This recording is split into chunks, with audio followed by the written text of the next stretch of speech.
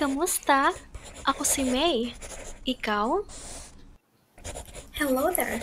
This video will provide you with the common words used in the Philippines to help you learn how to speak Tagalog or Filipino.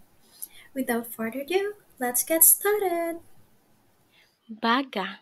Baga. Baga. Meaning lungs. Aksidente. Aksidente. Aksidente. Meaning accident. Suki. Suki. Suki.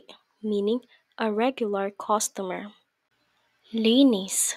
Linis. Linis, meaning clean or neat. Believe.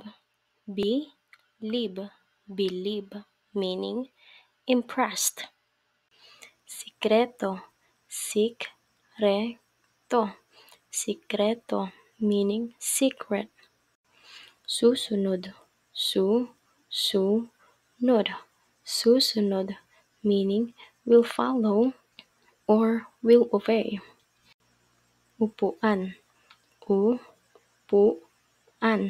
Upuan, meaning chair. Ulit. Ulit, meaning again or repeat. Sing, meaning ring. Kuha, meaning get. Ayaw, meaning dislike. Eroplano,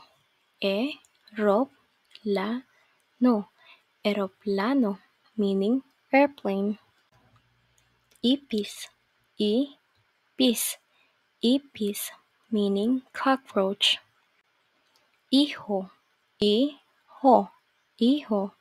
meaning young one, but it is for boys. Dati, meaning before. Patag, meaning flat or level.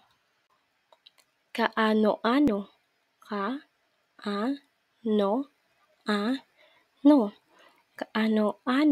meaning a relative. Kailan, meaning when. Imbento,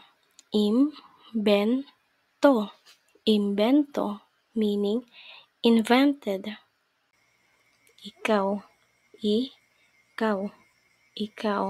meaning you. Ata, meaning I guess or maybe. Makikisuyo,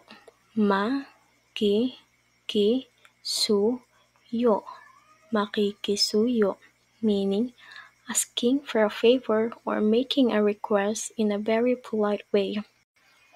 Wika, meaning language. Meron, meaning have. Thank you for learning with me. I hope to see you soon. Paalam!